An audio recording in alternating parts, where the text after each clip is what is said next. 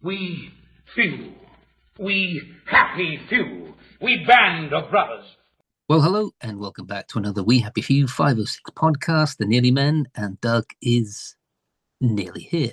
I think he flew back from England to Berlin, so hopefully we've got some ruthlessly efficient German transport getting him back to his apartment in the next couple of minutes, and then he's going to jump on as well, which will be great.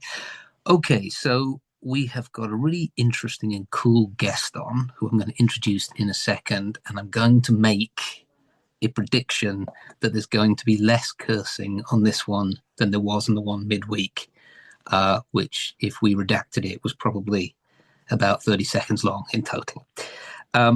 So I'm going to do this podcast, and I'm going to try and do it so we do a reveal at the end as to who we're talking about and stuff, because I think it's really good and really fascinating. Our guest goes by the name of Pete.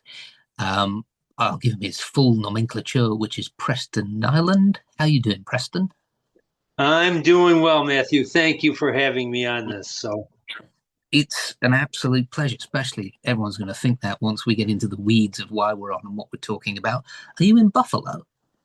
Well, we're in a suburb of Buffalo right now. We're in Amherst, New York, which is just a little bit outside of Buffalo, but kind of in between Buffalo and Niagara Falls. That's where we live. So, yeah, and I grew up in Tonawanda, where all the brothers grew up in Tonawanda. So, okay, yeah, no, my wife keeps looking at Buffalo every time there's 34 feet of snow and wants to move there because she's obsessed with snow.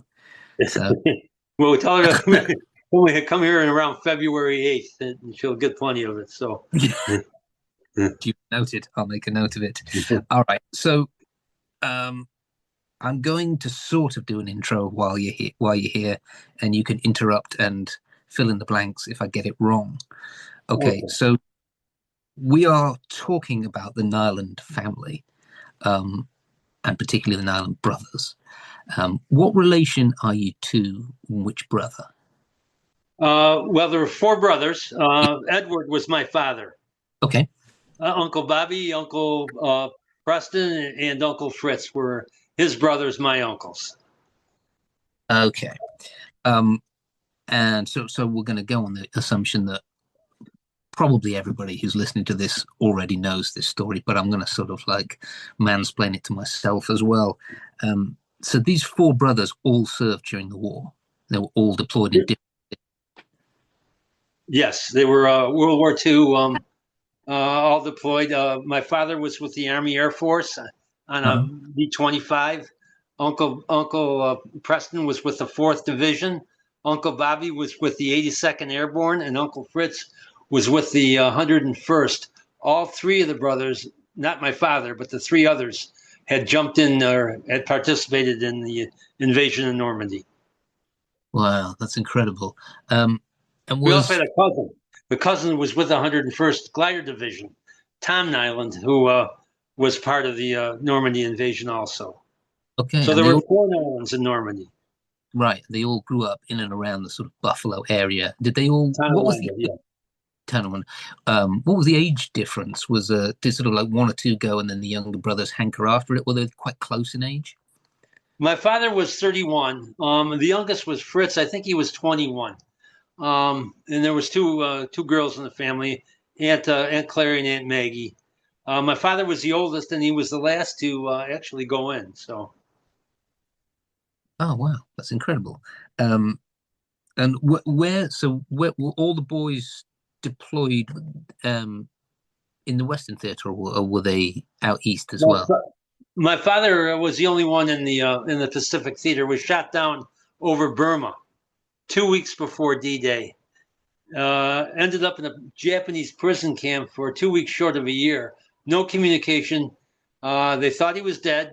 2 weeks more, and he would have been officially declared dead, but he eventually came home. Wow. Escaped.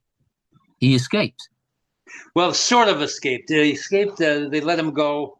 The Japanese were on the run, sort of. It was towards the end of the war, and they led the prisoners, and then they kind of split to save themselves, I guess. So. They were on a march. My wife is here giving me She's the one that knows my father's itinerary better than I do. He weighed 85 pounds when he got out. He was in a cage where they starved and tortured him and beaten him for almost a year. So That's incredible. And how did he find his way back? Was he sort of like going cross country himself? Did he repatriate with Allied well, he forces? ran into some British Indian soldiers, East Indian soldiers, the Gurkhas. I think he always talked about the Gurkhas and their curved swords. Yeah. And they said that they were very fierce warriors, and I think they're the ones that found him. So Now, is that right? Fascinating. My grandfather, so my mother's father, was in Burma with the Chindits behind Japanese lines. He was embedded there, being supplied by air by Ord Wingate.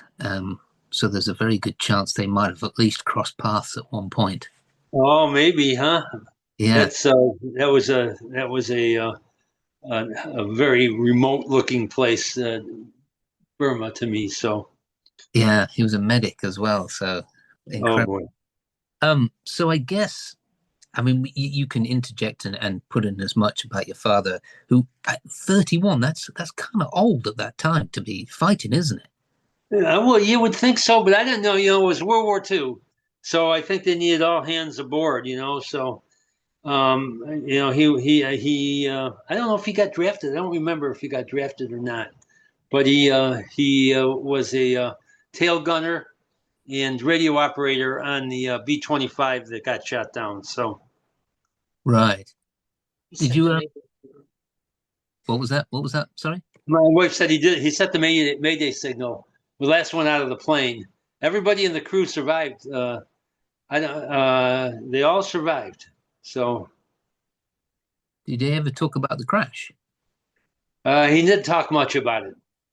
What he did say was when they were on their march, there was one of the soldiers that was a prisoner who was not in good enough health to make it.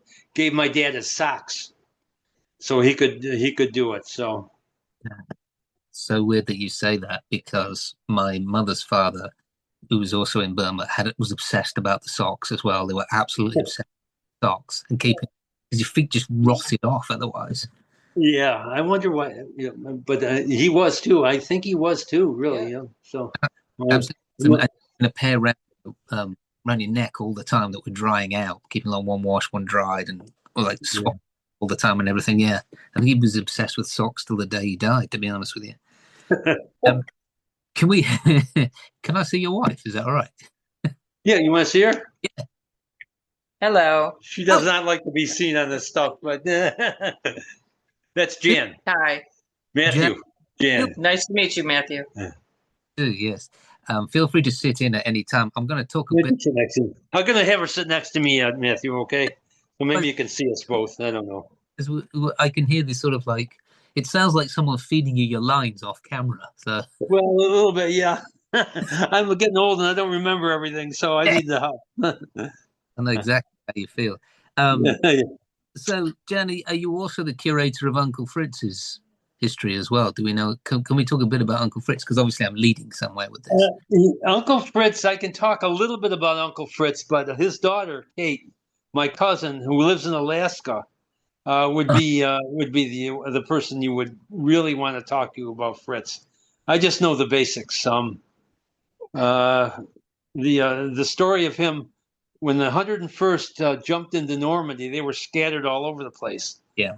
And unlike the movie Private Ryan, they didn't send anybody out to get him. He fought his way back to the coast, where he found out from a guy named Father Sampson that his brothers were killed, and that's a whole story. I could go into that specifically later on if you wanted, and how Preston. We were on the grounds. We dealt with a historian. We were on the grounds where we found out where Fritz jumped in, because it was when he jumped. It was Rommel had flooded the entire area, and it was not flooded. He wanted the paratroopers to drown as they jumped.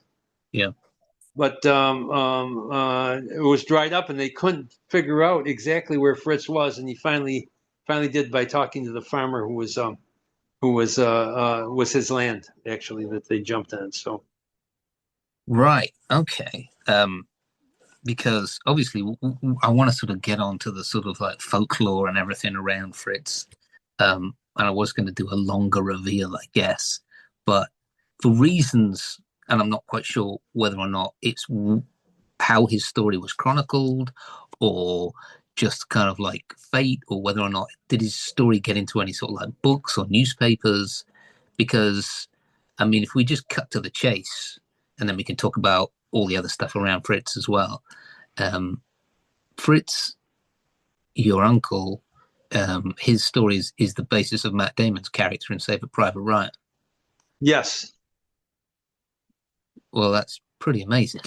Yeah, and they were surprised. Spielberg did the Stephen Ambrose, who wrote the passage in Band of Brothers that Spielberg used for the movie. It was remarkable. He didn't touch base until the movie was done with the family, but the parallels were remarkable when they were sending Fritz home. He didn't want to go. He said, "I'm not going. Right. I'm staying with the brothers I have now." And they told him he better argue with President Roosevelt or General Eisenhower because he's going home. Okay. And who came up with that? Whose particular order was that? And was that because he'd lost brothers? Was it because General Marshall was based somewhat on the Sullivan brothers? There's 5 brothers that got served together in combat on a ship, and the ship went down with all 5 brothers dying. So I'm not sure the exact wording of the order, but it was brothers in combat, sole survivor, something about that, So Fritz thought all 3 brothers were dead. Right. So he sent them home. They all thought all 3 brothers were dead. So. And that was his reasoning for wanting to stay and fight. Well, yeah, he would, he had to know it was probably in his DNA, that he wouldn't. I had no brothers. He wasn't going to go home. I have no brothers. These are the brothers I have now. I'm with them now. Right, yeah. And he was in the 101st. He was in the 101st Airborne, yep. And the first action they saw was D-Day, the 101st. Yeah, so many years ago, I was in a TV show called Band of Brothers. I was actually one of the cast of Band of Brothers. So I heard that, yes. Yeah, so I do know the story pretty well. From what I read before, I did some research on it. Fritz was actually friends with Muck and Malarkey. Am I correct in saying that? Yes, and Skip Muck is from Tonawanda, and Malarkey was a friend. I met Don Malarkey. Skip Muck, of course, I didn't meet. He died before I was born. But I've met his relatives, and there's a little monument in Tonawanda because they were both from Tonawanda. Skip and Fritz were both from Tonawanda, and Malarkey and Skip were friends. So, yeah. Did you spend any time with Malarkey after? I spent a little bit. There was do you remember Richard? Was it Richard Spetch who played Skip? Do you remember him? Yes, Spate Jr. Yeah. He came up for there was a memorial, a dedication to a memorial, and I met him, and Malarkey came up. I didn't talk. Malarkey was like a rock star, so I didn't get a chance to really talk to him much. But there was a passage in the book, Band of Brothers, that you can read where Malarkey was with Fritz and Skip and maybe another one, where they met my Uncle Bob. And Bob said to them, because he had seen action with the 82nd, he said to Malarkey and Skip and Fritz, he said, if you want to be a hero, the Germans will make one out of you fast. And Malarkey thought Bob was losing his nerve, and that bothered my aunt to no end. So when we went on this crusade to Normandy, we proved that wrong. But that did bother my aunt. When were you in Normandy? I was in Normandy twice. Back when I was a kid, back in the early 70s, and about 9 years ago, we went with the historian who took us on, kind of retraced the Niland steps, which was a fantastic trip, really, life-changing. Yeah, it's incredible, isn't it? Do you remember the places you went to? Was it Breakour Manor? Or were you more inland? Do you remember? Do you remember, Jen? I don't. We went to a whole bunch of different places because we were retracing the steps of once the boys landed on the beach. We traced their steps through the countryside. So we followed Fritz, we followed Bobby until he died, Uh-huh. and we followed Preston, Right. and we actually stood on the spots where each one died. Well, Preston was on Utah Beach. No, none of my uncles were killed on the beach. Preston made it off Utah Beach, got killed inland where About there a was mile inland. where there was a serious battle. Bob jumped into St. Mary Glace, and they sent him about 2 miles, 3 miles down to a place called Newellville Plain, where he wanted to. They were protecting from the German counterattack, where they were trying to hold off the Germans, and he got killed there, which is a whole story in and of itself. So, Wow. So he jumped into San Mariglis because that was a heck of a flight because they kind of spotted him coming. yes, and they said the commanding officer said, "We'll send you to Newellville Plain when we take the city. When the city is secured, we'll send somebody up and bring you back from Newellville Plain." Well, the communication never got there. So, Right. And where was Fritz fighting? Fritz was with the 101st. I don't remember. I don't remember this. I don't remember. It was one of the hills was a Bloody Gulch or something like that. Yeah, that's near a place. Or the Battle of Blood. He was in the Battle of Bloody Gulch. He didn't come right home. He fought his way back. It took him a couple of weeks to get back to the coast. So they were involved in several skirmishes on the way to the coast. So Yes, yeah. So the Battle of Bloody Gulch is outside a town called Carentan, or close to a town called Carentan. yes. Which you watch Band of Brothers is a lot of the focus of episode 3, which is called Carentan. That's what the episode's called. But they do sort of do a bit of the Battle of Bloody Gulch there as well. Yeah, that was a heck of an engagement as well. Real sort of down and dirty. Got the Bronze Star for that fight. One of the stars. I get mixed up on what star he got, but Fritz got one of the stars for that fight. They took out a machine gun nest, I think. So yeah, but I'm not an expert on Fritz, so please take everything there I say with sort of a grain of salt, because his daughter would know exactly what happened to him. So okay. Well, I mean, I'll take it from a family member, more than I know. So this is my buddy and my co-host Doug has joined. Just flown in from England just to see you, Preston. Hi, Preston. Nice to be here. Sorry, I'm a little bit late. That's nice to meet you, Doug, and I hope we don't disappoint you with that long trip. There's nothing about disappointing. It's just hearing your. So is it your great grandfather and your great uncles? My uncles. They were my uncles. My dad and my 3 uncles. So yeah, and father is what it was. wow. We've sort of like covered the fact that Uncle Fritz was kind of the inspiration and basis of Matt Damon's character in Saving Private Ryan. He was the 101st, wasn't he? Yeah. We were just talking about he was at the battles outside of Carentan and the Bloody Gulch and that sort of business. Mm. And he fought his way to the coast, and when he got there, he'd been told 3 of his brothers had died. A little bit like Saving Private Ryan, they said to him, "Right, you're coming home," because they'd been, precedent of brothers being wiped out en masse, which is not good for morale. When do you know, Preston, when the the war ministry of the government, when they decided to do these kind of things? If you were, I mean, for example, is there a minimum limit to how many boys?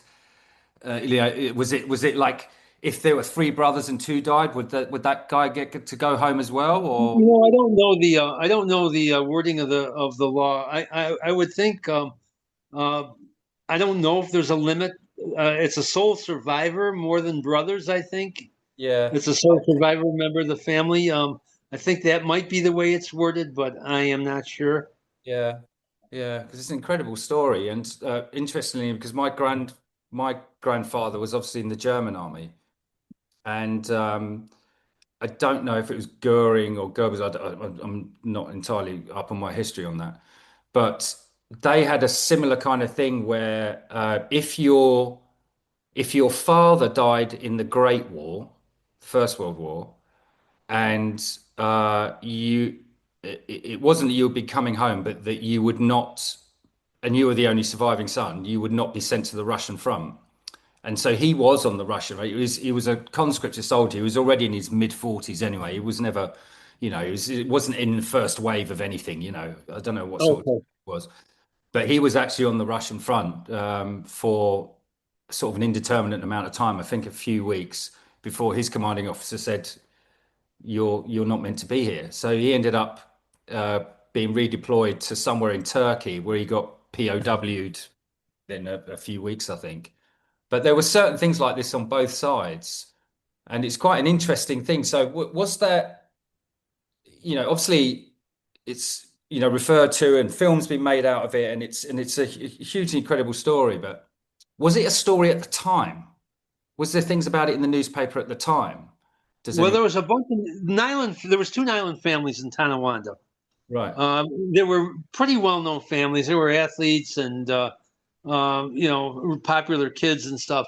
So the Tonawanda News had it written up locally, pretty much about the Niland family because my grandmother lived in Tonawanda, wasn't that big. So we have a Right. number of the articles about the Niland family losses and that kind of thing. But it was not when I was growing up, it was a family story. It was not when the movie started, everything kind of went crazy. Yeah, but this was not a big deal for Tonawanda. You were expected to do your duty, So Yeah. Was it because, there's sort of references and other things that I've read and seen in dramatizations, and one of them was in the Pacific, I think, a series where they a soldier kind of gets picked out and then they get sent back to, for the bonds, to try and drum up money for the bonds, for the war effort. So they would no, it take the was nothing soldier like out. that. Was the surviving, was anything like that, or was he literally kind of brought back and given a posting in New York? He wasn't he? Yeah, there's something like that. And I remember the story. Fritz had a great sense of humor. He was a very bright man. He was an oral surgeon, and he was there. And some lady asked him, "What's a strapping young man like you doing in New York?" And he said, "Well, that was my reward for minding my own business." That's a nice anecdote. So, when were you as a family, or you personally, made aware that they were going to make a movie out of it? I mean, was it? I'm losing you a little bit here, Matthew. Let me talk to my son-in-law to get Okay. this kind of minimized here. All right, I'm sorry. Okay. We were sitting around. We had, I'm not surprised. Once in a while, somebody would call about. Yeah. This was back in '98, I think, maybe 1998. Somebody would call and ask about, somebody was doing a story on the 101st, wanted a picture of the brothers. An author. Yeah, an author, but he, Mark Bando was his name. Oh, I know. And he said, at the end, he said, by the way, they're doing a movie about your family. And then we started to research it, and then we eventually got a call from a woman named Bonnie Curtis, who was a producer for the movie, and they wanted us. We went to Hollywood for the premiere, and went twice to Hollywood actually. Oh, really? But so they kind of informed you once the film was finished, essentially. Yeah. Exactly. Never came out and said that it was a movie based on our family. They were very careful about that. Yeah. But we went to do a taping. The family, they flew the family to Hollywood. We went to do a taping where I think it was called HBO First Look, and we're all on a kind of stage, sort of.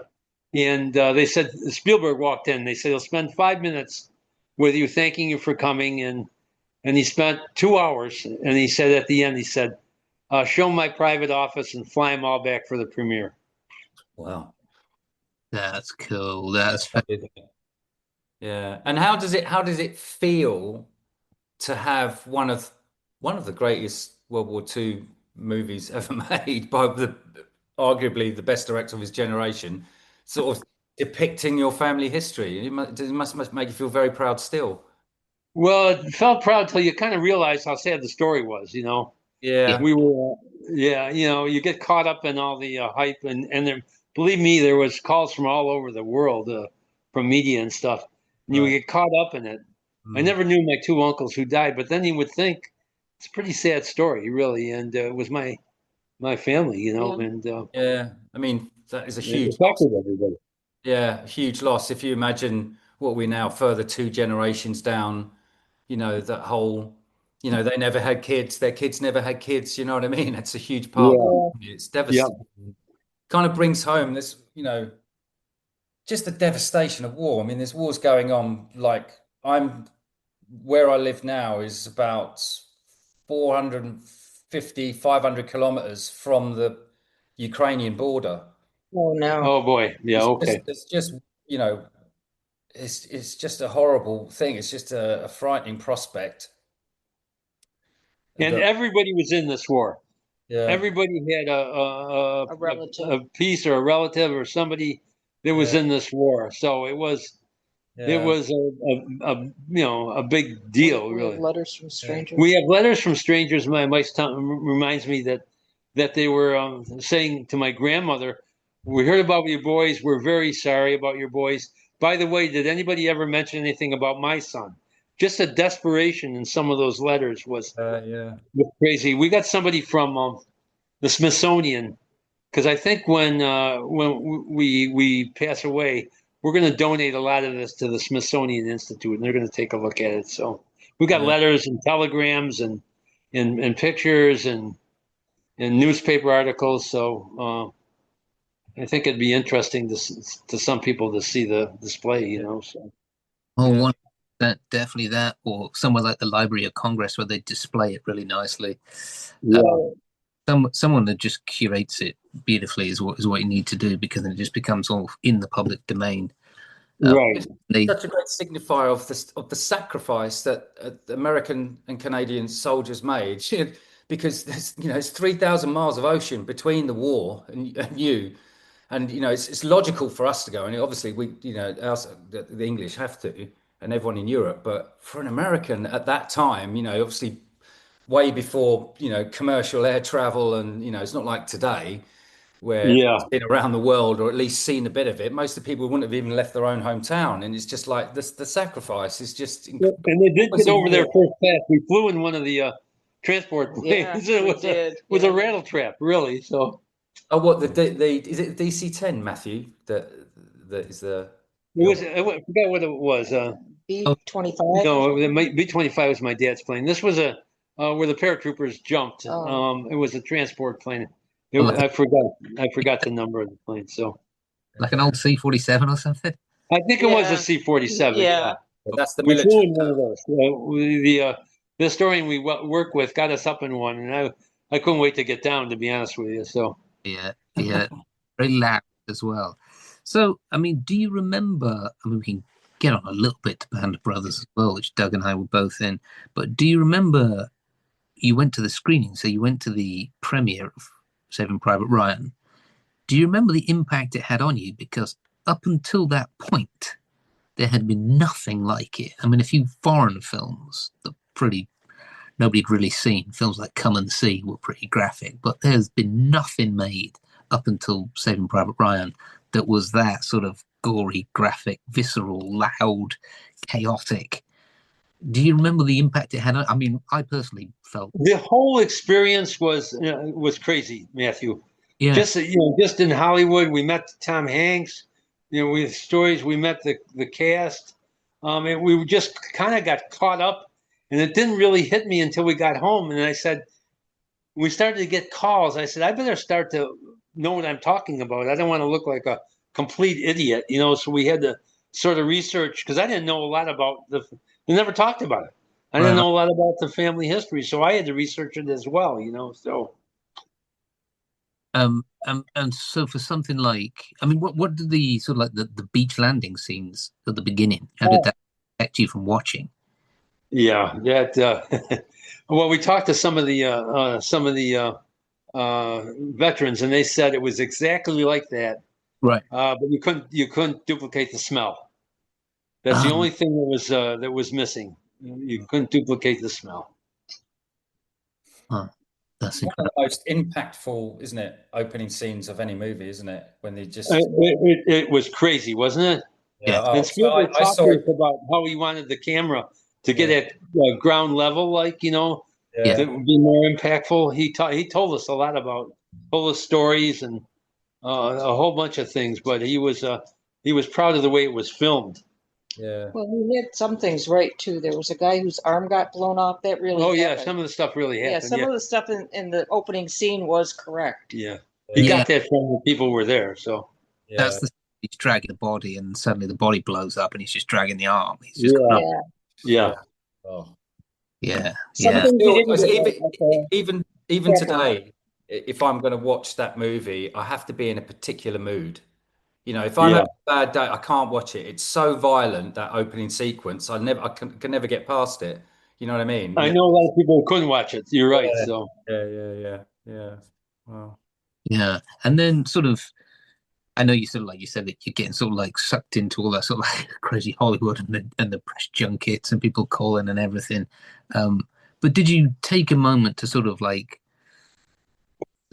I don't know, absorb and feel how Uncle Fritz was portrayed by Matt Damon? How did that look family? yeah, it did dominate our thinking. Really, you know what? It really did it. I'm Mhm. looking at Jan. No, yeah, but we reflected a lot, especially the trip to Normandy, which brought it kind of home to us. Because my uncle's graves are side by side, and they're two of the most visited graves in the cemetery. And we were able to stay after the cemetery closed. We got permission from a senator, I guess, to do that, and just the calm and how serene it was, and over the channel, the wind was blowing and the flags were blowing. It was that's when that's one of the times that I just sat there and said, "Oh my goodness!" So Yeah. Is that the cemetery that's on the beach, Colville-sur-Mer? yeah, it's Colville, yeah. Okay, yeah, that is a mesmerizing place. And then they play. Did you stay till the end and they play taps and the flag comes We down? were part of it. And they never did this before. We brought the flag down. We were part of that Flag closing ceremony. Yeah, and then we stayed afterwards. We got the permission to do that. So Yeah, that was something else. So I've done something similar at the American Cemetery in Luxembourg, where I took one of the actors who played Penkala, actually, so Muck and Malarkey's friend. I took the actor to the grave, and he'd never been before. And the guys who ran the cemetery, Lucy, who runs the sort of cemetery, she was very annoyed at me because I didn't tell her I was bringing him. And then she did the same thing, so they sort of closed it, and then they played taps, and it was the folding of the. That is the most nervous I've been. Like I play a lot of. you'll never be the same after that. Never be the same.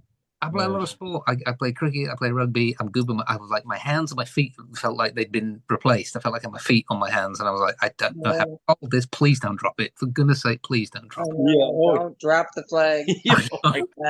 That's We were instructed not to drop the Yeah, flag. we were instructed not to drop the flag. Yep. Please don't drop this. I look like an absolute muppet if this hits the floor, and you have to fold it in a specific way so it ends up as the all that business. Yeah, it's quite a thing, isn't it? Yeah. It is. It's very that taps. If you can keep a dry eye during when they play taps, you don't have any emotion at all. So Yeah.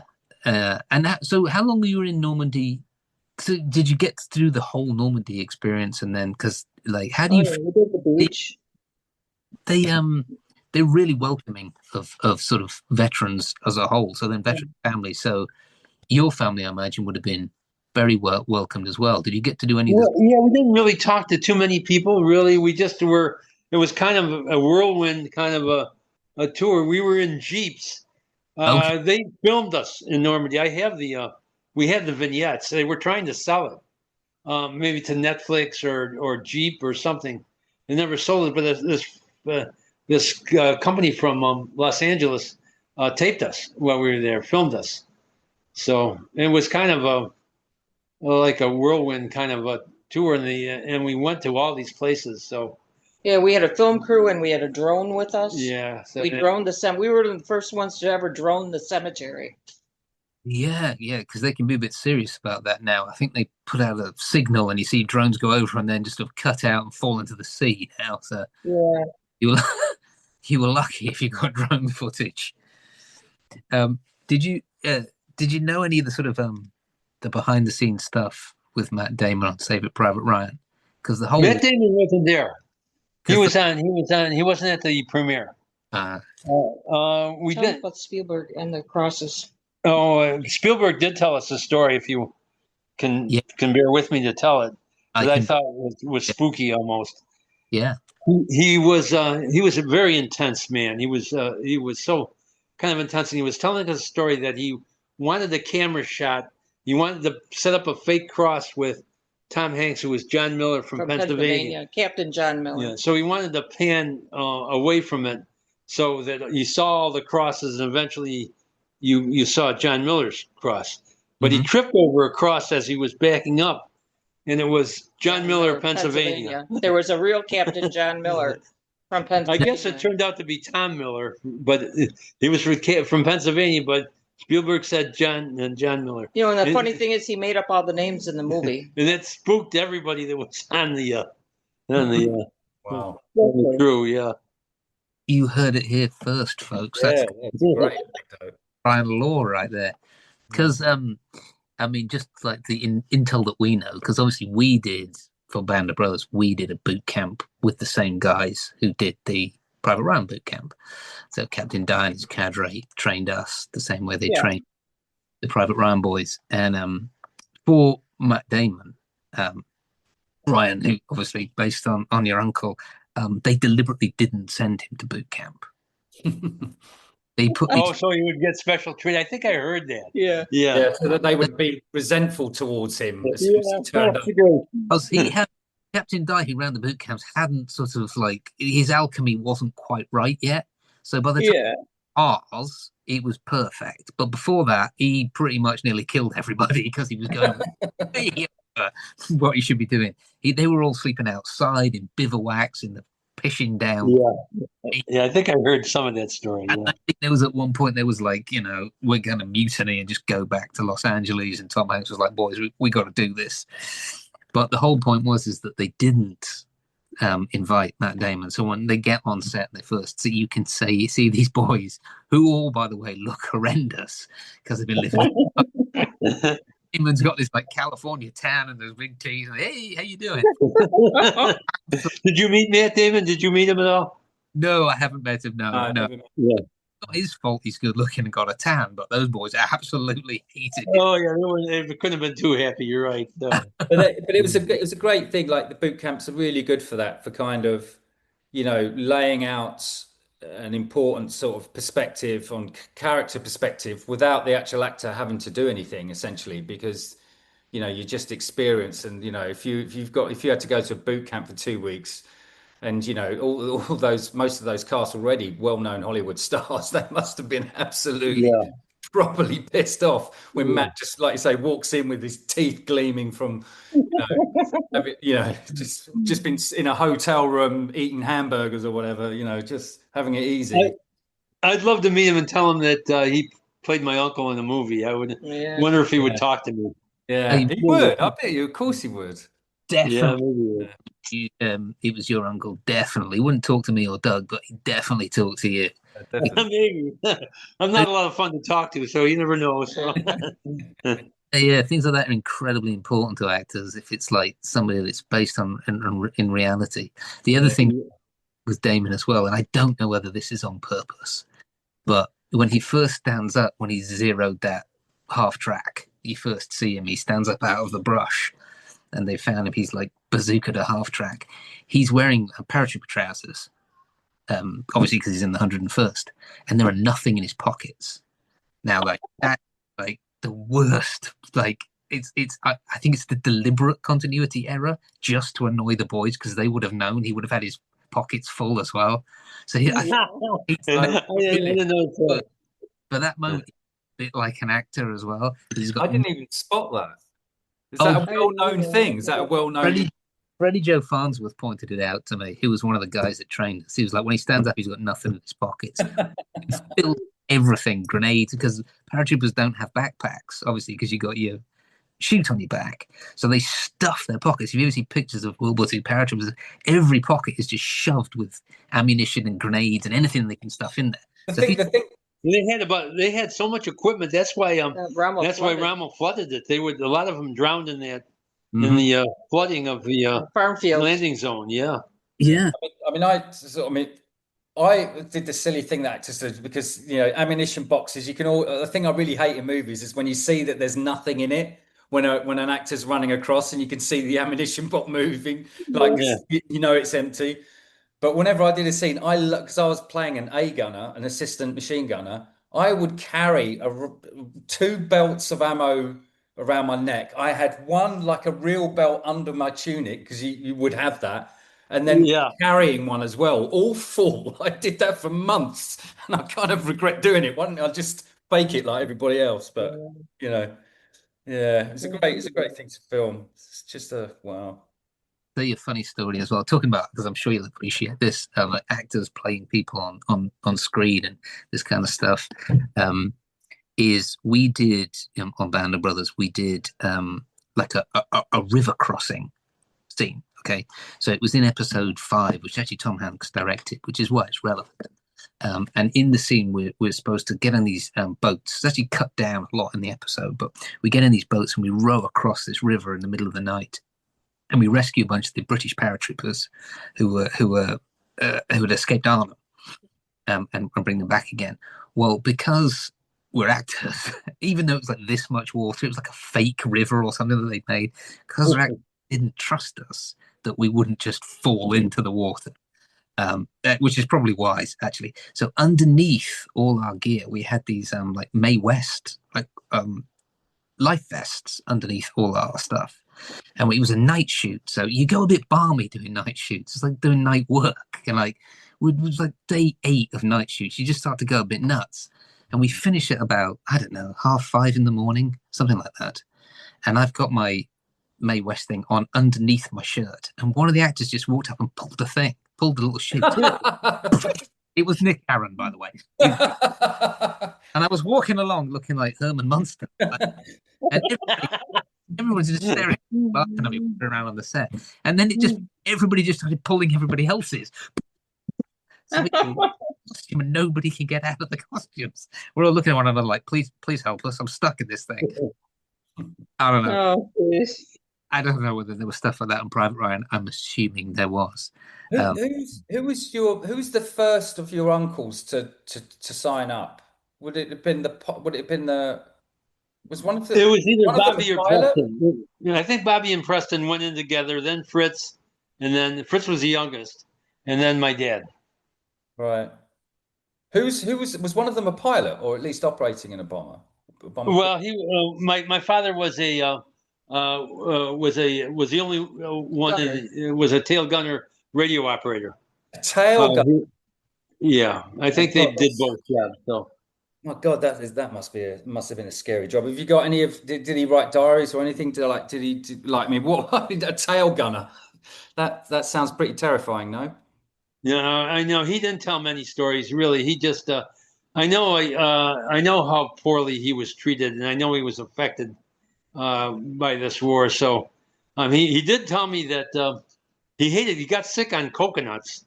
Grasshoppers. He had to eat grasshoppers. He said if you threw stones at the monkeys, they would throw coconuts at you, because he wandered to the jungle for about a week, but he couldn't eat a coconut, so he had to eat grasshoppers. So, wow, that's because he crashed. He was a POW for a while. Well, not a while, almost a year, Doug. Yeah.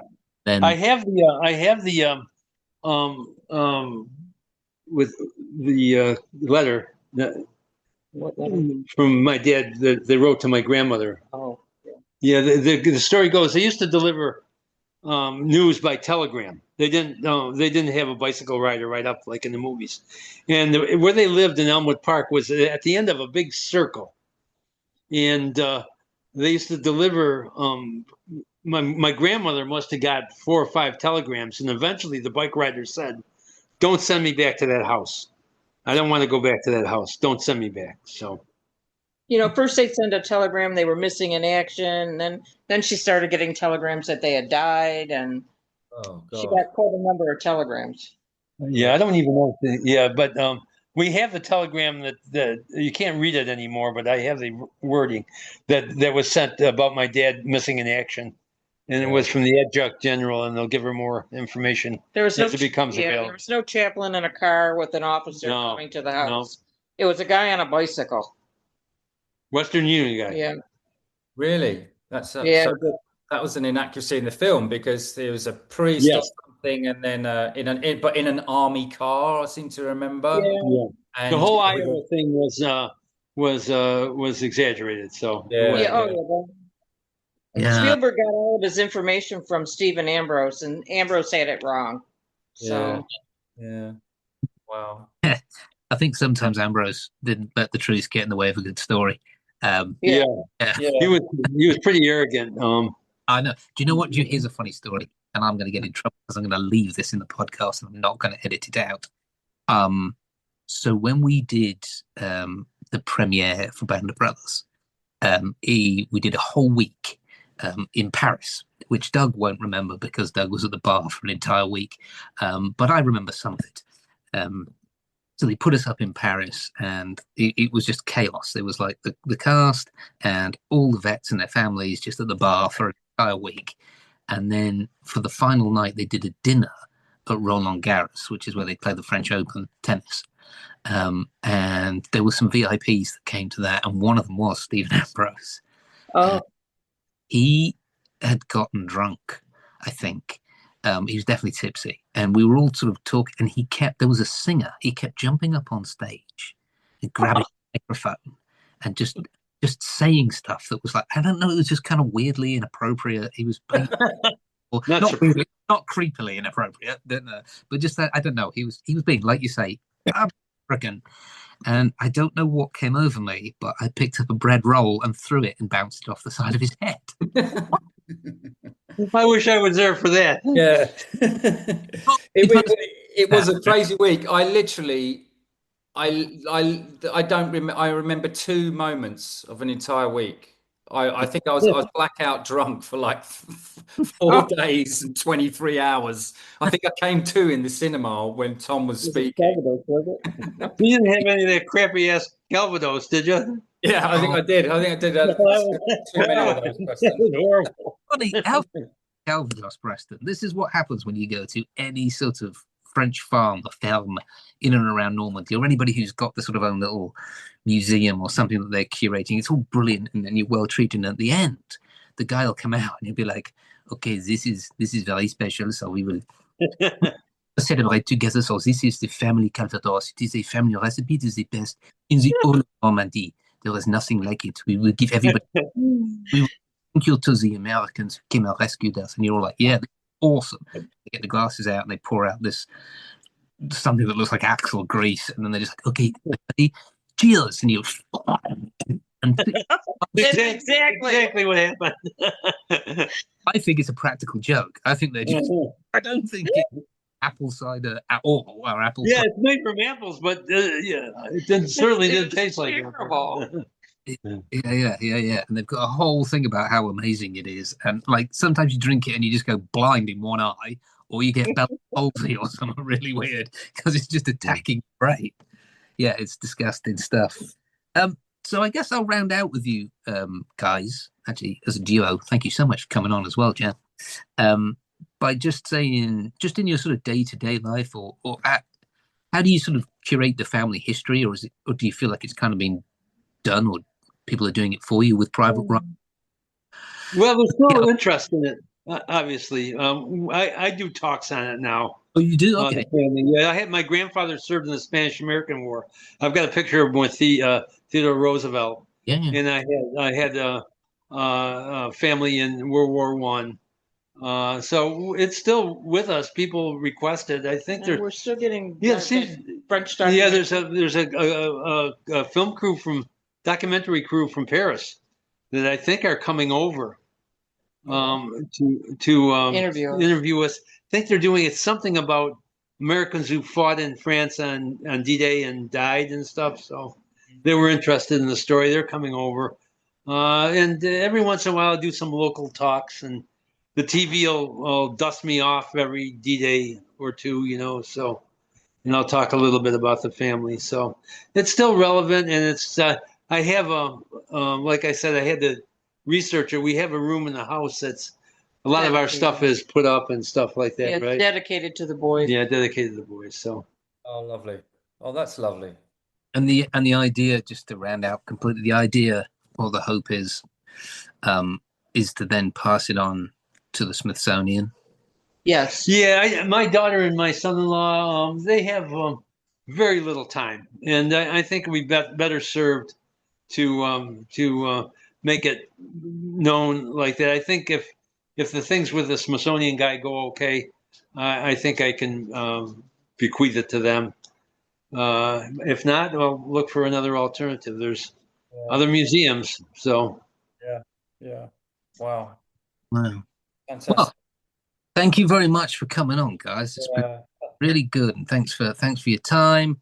Thanks for bringing your better half on, Preston. Who? You guys made it easy. Thank you. Thank you. You made it easy and fun. Thank you very much. So it was a great honor to meet you, and yeah, it's an incredible story. And I mean, we've said before. I mean, both me and Doug are huge fans of the film Private Ryan. It was a little bit like, at least in Western movie making, there was nothing like it before, and everything since has just been, really influenced by that movie and by that story, which is truly incredible. I mean, I've said it many times.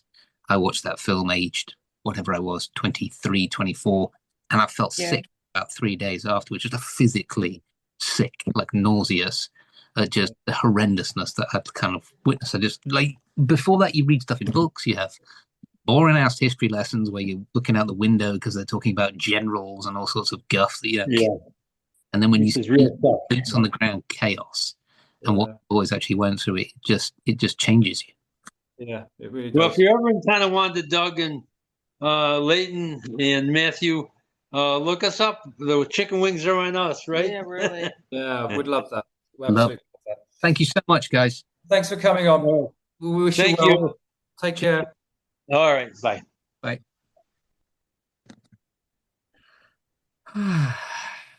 Well, there you go, Doug. That was rather nice. Oh, it really was. I mean, it's so difficult because obviously, he said obviously his overwhelming feelings, obviously sadness. I mean, you have, 4 brothers that died that never had children. Imagine if they had two or three each, 2, 4, 6, 8 or 9 more of my family members. Then they have children. You know what I mean? And it's just kind of like, we're 3 generations possibly away from World War II now. 3 generations of kids you could possibly have easily, more than that, 4 actually, if you have them all at 20. And you just kind of think, that's a lot of people. And the sacrifice was just felt across the United States, and I think that what the president, what that kind of family sort of shows us in one family, it shows us the harshness of war. Instead of them having to pick stories from anywhere across the United States, you just look at this one family and the devastation that the war did and the ultimate sacrifice that they made. And we're talking to 2 people. Obviously, he's got kids as well. You mentioned his son or daughter, and daughter, I think, yeah. Yeah, daughter. But we should have been talking to 30 people. Do you know what I mean? And we're talking to 2, and that's really sobering for me. That's really sobering. Yeah. That's the thing that he was saying, that the poor fella delivering the telegrams is like, please don't send me down there again. I can't go down there again.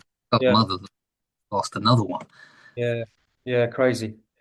Anyway, great to get them on, and sorry I was a little bit late, but just rushing back from the airport. Good to see you. All right, fellas.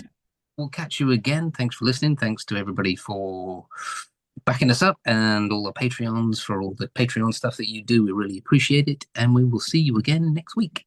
Cheers, guys. Cheers, bye.